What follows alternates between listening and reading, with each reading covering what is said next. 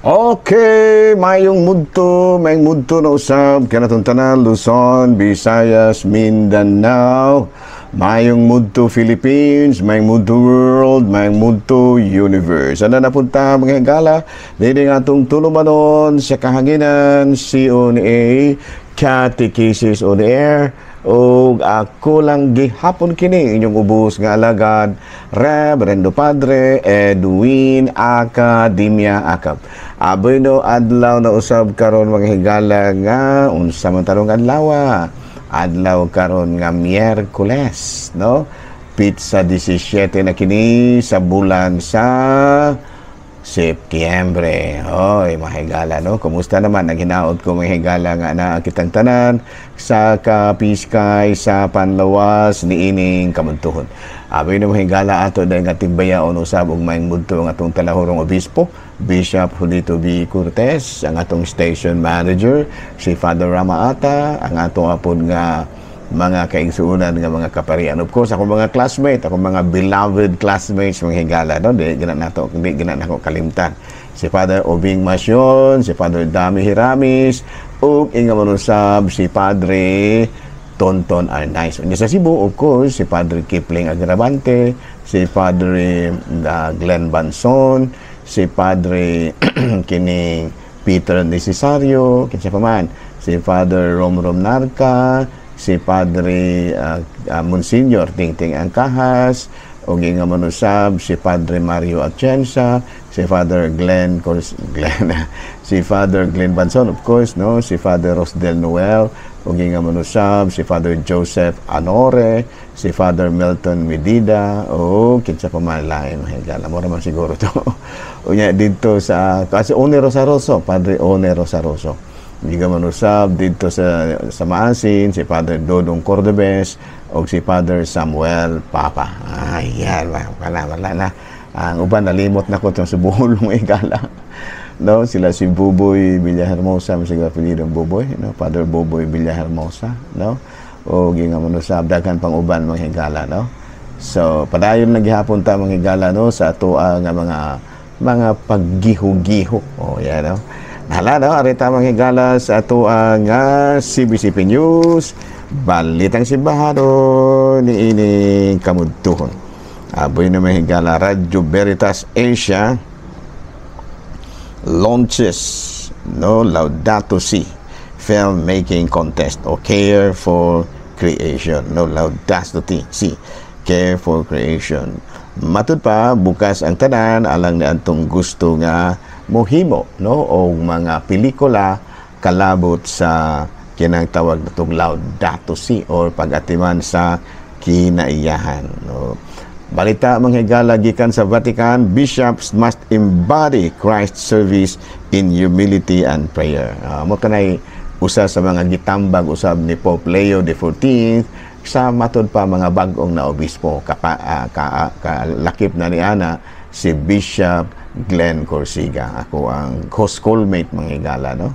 Schoolmate na nako mga higala si Bishop Glenn Corsiga. Ala, no? May muto na kanatong tanan mga higala na hinaot kita nga na kitang tanan sa kapiskay sa panlawas. So, rin na tama higala ha sa ato nga Saint of the Day, September 17. Wala na ilain mga higala, September 17. Uy, wala man diri sa ako ang usa. Rita, spikas. Niya spikas mga higala. Dili na mahitabong wala kay daily magini mga higala nga atuang nga anda mga tuang kaugalingon, no? Sa pamay. May ako wala to. Di na mahitabo mga higala. Naagin na September 17. Naagin lagi. Si San Roberto Bellarmino. Yan. Di kita mahitabong wala mga higala. Ang ato ang santo karon mao si San Roberto Bellarmino. Bueno, usa kini siya ka kining Jesuita, the first Jesuit to become a professor of humanity. Yan, no? Made a cardinal by Pope Clement VIII. Nya theologian siya. Unya matud pa died September 17, 10 1021 niya na-canonized 1930. 1921 siya namatay. Niya namatay na itong 1930. Si San Roberto Bellarmino o Saint Robert Bellarmine. Mga bago na rin silang santos, mga higala. Nahala, no? Padayon kita, mga higala, sa ato ang mga buhatonin mga buhatonin ni ining kamuntuhon. Bueno, ari sa mga higala sa ato ang istorya, no? Istorya. Abi na may higala na ang second assignment na ako, no? Way back mga 1988 mga ko may higala na yung nahimo nga usa ka pare no 1988 no. And then matud pa ang first assignment yun ako may higala 1988 to gaya na nako. Unya ang first assignment nako Seattle yung pagkuman na-assign ko og kanang bukid sa Kalumbuyan. Yan mo niya akong experience sa Kalumbuyan, mga higala. Sa Kalumbuyan sa una, wala pa na klarong dalan. Ang dalan, pero kuan ka ng gamay ra kaayo ang nasimento. No? Gamay ra kaayo ang nasimento. Dapit-dapit ra gyud diri sa highway. No, dapit ra sa kuan sa kalan lugar ato. No, muna no unya natural ang dalan kuan kayo kanang tingalaan ng abug kayo unya naana damon ko sa nagsakay og jeepney kinaan ko yung motor pero talagsar kay ko kay kapuyan kung magmotor laban na bukid kapuyan kung magmotor kay para ako mas safety kung magsakay kog four wheels nya kay wala pa mo kay four wheels ato so ang nahimo mahitabo mahigalang sakay ra ko og kuan nya samtang nya magsakay gani ka og kanang jeepney paingon sa bukid mas preferably adto jud ka ibabaw kay nga naman hayahay kay nga to sa sulod tungod sa kadakan sa pasahero kay alas puno man kanang bayawan to Kalumbuyan sa una alas puno dili mo larga ang truck og dili mapuno una alas puno no kay sa mga lungsod mga sa series na alas 10 yan ano alas 9 mo larga sa bukid kanang sakyanan paingon sa kuan sa una Kalumbuyan alas puno buta pasabot mularga og mapuno og dili mapuno mahapnan jud mo diyan kinulat sa ingon di ana ang higala so sa may nahitabo pag abot dito niingon ning ako ang kauban nga data kong tapad kay tungod sa kaabog kaayo ingon na siya maitag kitang tanan sir no sa kana kumpare ko maitag kitang tanan sir no puros ta dato no kita untang tanan ko murag lisod dagayron kaayo dong og dato tantanan nga naman siya nako nga naman sir kay og dato tantanan dong wala na mo drive wala na magpasuhol kinsa may kanang mo kuan kanang mutapas sa mga tubo ay kung ina mga milyonaryo mo po mo patapson hindi ana no o kinsa may muani kinsa may mananom anang kanang mga humay no ug walay pobre dong nagid pobre kay ug wala ikaw ra unyay kuan ikaw ra unyay dato nga tapasiro to bitaw sir no bitaw lisod fud ay kaayo sir no ug kuan kanang ang tanan puros dato kuna gid na pobre dong na ako dato parehos ba sa kuan parehos ba sa duna gani kangit-ngit do na koy kahayan na gani bulo balanse na gani dato na gid punay pobre kay mabalaron mabalanse ba kay kun puros tang dato dili man na mabalanse kay og puros ta dato ano wala na manapas ana kisa mo si metong kanon og wala na kanang mananom og kanang mga pobre nga may mamugas og mais ana cha mas mahida ito sir no nga pulos pud pobre kun dili na lisod siya na kay dong kay kun puros ta pobre usa man og kanang walay tag-iya galingan no walay galingan pag mais ato pa kung kita mga pobre na atay mais na walay galingan baling kapuya kay nang magaling tagbato no bato ba yung na kapoy kayo so mas mahay nga naa gid poy dato o ana no sa to pa ang importante lang gidong sa naminaw siya na kagmaya sa pun mga kauban ako nga na dito mis atop sa sakyanan dito may naglingkod itong kuan kanang reserba nga ligid kinamo na ang reserba nga ligid adto na ibutang sa atop ibaat mo na dito PC para dili mahulog. So amo po na amo ang lingkuranan dito, reserba ang ligid. So wala, siya dako, dili mahimo dong nga kitang tanan puros dato, dili sad maayo nga kitang tanan puros pobre. Kinahanglan nga daa ginanduha. Ang importante lang nga magtinabangay, no? Ang mga pobre mutabang sa mga dato, ang mga dato po mutabang sa mga pobre. Kaya kung mga pobre dili mutabang sa mga dato, lisod ba yapon? Panalitan manapas to nya dili na to ayo hog tapas. Pag-asa kaayo ina na ba mangunlay ta dili na to ayo hog bunlay. Ang importante ra gyud niya mutabang tas mga dato nga mao ay nagsweldo nato. Ang mga pobre, ang mga dato po mutabang pod sa mga pobre nga mao ay nagserbisyo para nila. Ana na. So, ingon dahil ni ana mga igsuon ang kinabuhi. Doon ay give and take. Kasi Kristo nihatag sa iyang kinabuhi. Na kita pod no mudawat pud ta sa kining grasya nga gikan sa langit o kita pod ato pong tumanon ang atong mga grasya ang atong tulumanon para sa Ginoo. Kaya sa mga tulumanon para sa Ginoo, ang mga pagampo. No, pasalamat nya pagtabang pod sa atong isig kaingon kay mao man ay giingon ni Kristo kung unsa inyong gibuhat sa inyong isig kaingon mo po na inyong gibuhat dire kanako. Ayan na. So naminaw na ako ng mga tao rito sa babaw. Naminaw po sila maayo. Sige pangatawa ko sao naman dong walay puros ta pobre na maglakaw tagikan dire. Gikan ang Kalumbuyan mga 23 kilometros mo siguro na gikan sa Patan.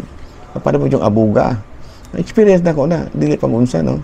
Ako hayahay naman ko ron kinaamong kumasayin sa kining ayungon. Pero ang akong kalisod karon sa mga challenges. Okay. Dire sa ayungon, maghimo ba itag mga kapilya, mga magpatukod tag mga kining daycare center, Katoliko, na tukod tao kining kapilya sa Katoliko, ina na ayuhon. O niya mo gasto po ta para sa mga pobre. No? Kaya kana ako mukasal mo ko may galag libre. Ano mga indigents ba? Mukasal kong libre. Dili tanan libre dahil sa iyo. Doon ay mga mubayag ato mga dato. Pero mga pobre, indigent, libre na gina. No? Libre, bunyag, kasal, uban pa. No? Mga pamisa hinoon wala. Wala rin ako nagilibre kay kuan man na siya kanang gitawag na tog lifeline man na sa parokya. Kung walay pamisa, maklisod man ta pag-survive kada adlaw. May man tong naipamisa kay usahay pinaagi sa mga pamisa makapalit-palit butag bugas. Ayan. Klaro na mahingala sa una no. So sa ako ang pagkapari dako po kong may experience sa una. Mabi no, ari na ta mahingala sa ato ang ari na ta sa ato ang kuan catechism. Okay, na ta mahingala no. Unsa man ang atong topic karon? What is the Catholic teachings about corruption? Ayan, no? Ang unsa may sa alang kanatong mga Katoliko, unsa may atong pagtulunan kabahin sa korupsyon, no? The Catholic Church teaches that corruption is a serious sin and an obstacle to the common good, causing harm especially to the poor and vulnerables, and distorting justice and political systems. Ayan, no? Sa ito pa, ang alang kanatong Katoliko ha, ang simbahang Katoliko nagtudlo nga ang korupsyon usa ka seryoso kaayo nga sala. No? It is an obstacle to the common good. No? Usa ka na kadako kayong babag alang sa kaayuhan sa tanan. Kunya matud pa makahatag kinig kadaot, makahatag kinig kalisod, ilabin na gayud sa mga pobre o mga walay kahinguhaan. Ug ingon man usab usbo diini ang panghustisya, mo resulta kini sa inhustisya ug pamulitika nga ug sayop nga pamulitika. Ano sayop nga pamulitika. Munay gitawag nato korupsyon. So klaro na ha, isip Katoliko alang kanato ang kanang korupsyon usag gina kadakong sala. Nga may mabahimong babag alang sa kaayuhan sa tanan o makadaot kini ilabin na gayud sa mga kabus ug mga vulnerables katong mga walay kahinguhaan. No karon unsa man di ay ang papel sa simbahan? no, kay ato man yung gikundina di ay nga dakong sala gining korupsyon. Abi na mga higala, ang papel sa simbahan diha sa panggoberno is advocacy. Number 1 is advocacy.